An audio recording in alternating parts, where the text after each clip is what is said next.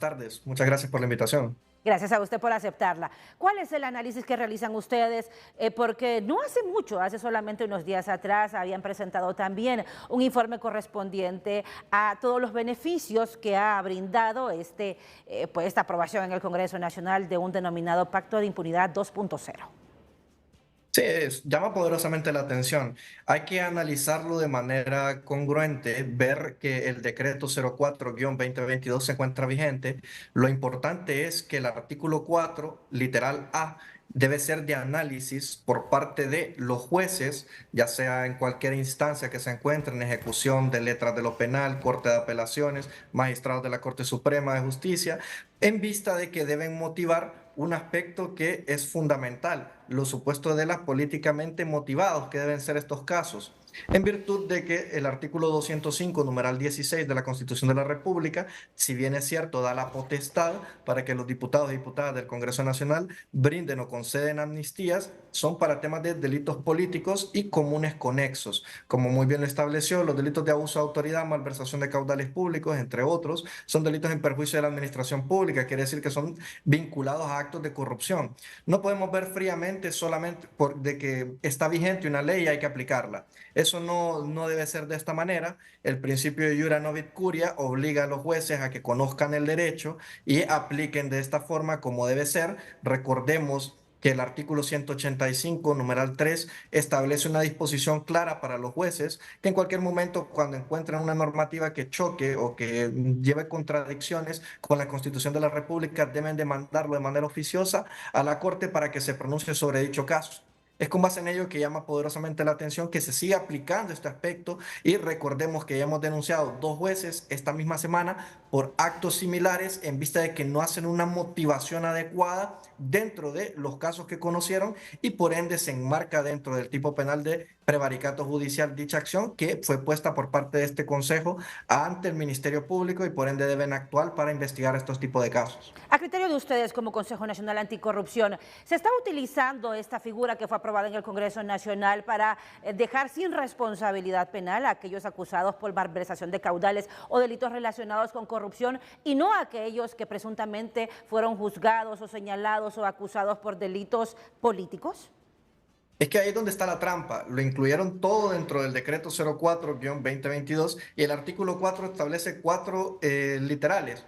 Vamos a poder ver que para el B, C y D sí piden un requisito que es fundamentar una constancia emitida por parte de la Secretaría de Derechos Humanos y otros entes en vista donde tiene que fundamentar cuál fue la causa de que sí eran perseguidos por dicho aspecto de ser actos políticos en contra de ellos por defender la democracia y soberanía del territorio nacional al momento que se suscitaron los hechos del golpe de Estado. Solamente el literal A, que es el que abarca hasta la función propia de los funcionarios públicos del periodo del año 2006 al 2009, es que se amplía de manera abismal por parte de los diputados y en la aplicación del mismo no señalan cuáles son las reglas del juego para que los jueces puedan enmarcar y establecer si en realidad existe una persecución política o no. Con base en ello podemos denotar que si no motivan los jueces deben, de conformidad al principio de iura novit curia y las normativas vigentes dentro del territorio nacional, y no olvidemos las convenciones internacionales, Sí. Convención Interamericana contra la Corrupción, Convención de las Naciones Unidas contra la Corrupción,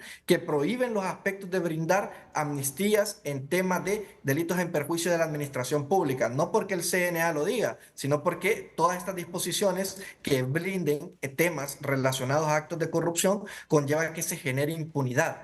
Y un Sí. mensaje está siendo claro.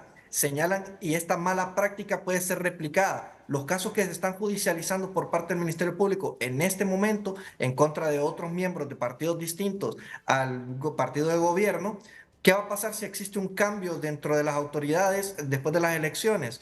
Va a suceder que los que se encuentran exiliados, en este caso en Nicaragua, vuelvan y se les brinde un decreto de amnistía y como esta práctica lo que va a ir fomentando es la generación de impunidad y quienes vamos a estar en precario somos la ciudadanía en general, pues en virtud de que se van a estar blindando de este tipo de manera mediante casos de corrupción. Sí, un blindaje.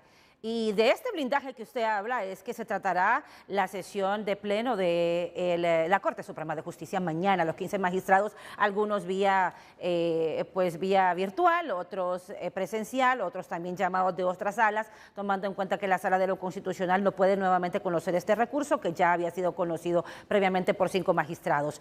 En este caso también se va a hablar sobre la amnistía en favor de Rodolfo Padilla Sunseri, lo que ha ocurrido hace algunos instantes en San Pedro Sula. ¿Qué opinión tienen sobre esto?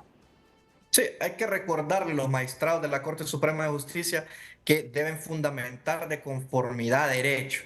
Deben analizar los hechos de manera concreta, objetiva y fundamentados en ley. Con base en ello, tiene una responsabilidad grande para no seguir generando impunidad y que la concentración de poder que podemos ver que se vivía con anterioridad y que parece que está palpitante dentro del territorio nacional en la actualidad, podemos ver que debe el Poder Judicial dar un golpe de autoridad y demostrar que con fundamentos en derecho se deje sin valor y efecto dicho decreto en vista de que choca con la Constitución de la República. Si no, recordemos algo, la misma Corte Suprema de Justicia con diferentes actores señaló que la reelección era interesante y se podía realizar dentro del territorio Sí. nacional. A pesar de ello, vemos que el reproche de no existir un fundamento legal establecido lleva a que siga siendo ilegal dicho aspecto. Con base en ello, vamos a estar atentos plenamente de lo dispuesto por parte de la Corte Suprema de Justicia, en virtud de que tienen que establecer de conformidad a ley un fundamento propio que sí emane de magistrados correspondientes. Ya para concluir, abogado, y agradecemos de antemano la amabilidad de atendernos a través de sala de redacción. Abogado, ¿cuántos políticos hondureños han sido beneficiados con la figura esta de, pues les decimos, repetimos porque así lo han catalogado muchos, de esta 2.0, hablamos de la versión de ahora que ha sido aprobada por el Congreso Nacional porque ya previamente habían otro tipo de figuras muy conocidas, Pacto de Impunidad 2.0 le dicen algunos en relación a este y a otras situaciones. Sin embargo, este tema de amnistía política que ha sido tan polémico, ¿con cuántos o a cuántas personas, a cuántos políticos han beneficiado este tipo de medidas que han sido aprobadas en el legislativo? Vea qué interesante. Nosotros queremos dejar hecho un punto concreto de la investigación que realizó el CNA y de la información transmitida por parte de la misma Corte Suprema de Justicia. Únicamente se señalaron alrededor de 3 actores que habían sido beneficiados con este tipo de decreto de amnistía. Pero con base a las indagaciones, solamente tuvimos acceso a 2 expedientes de exfuncionarios y por ende ahí es donde fue la denuncia interpuesta el día martes ante el Ministerio Público en vista de la resolución que no estaba nada motivada en Sí. ninguno de los casos y por ende fue que se hizo el señalamiento preciso de cómo habían motivado tanto el juez de ejecución de lo penal de Francisco Morazán como el juez de letras de lo penal de Francisco Morazán en 2 casos puntuales. Pero recordemos que, como dicho día se estableció, habían otros expedientes, pero que cuando como CNA íbamos a la Corte Suprema de Justicia, nos decían que estaba en el juzgado de letras de lo penal, por ejemplo, y cuando acudíamos a dicho órgano jurisdiccional, nos mencionaban, no, se encuentra en archivo histórico. Íbamos a archivo histórico y nos mencionaban, no, está en lo penal. Entonces así nos tenían y pareciera como que los expedientes los tenían engavetados o no querían que tuviéramos acceso directo a los mismos y por ende solamente se denunciaron 2 jueces en la aplicabilidad de este caso y los funcionarios que se mencionaron en su momento.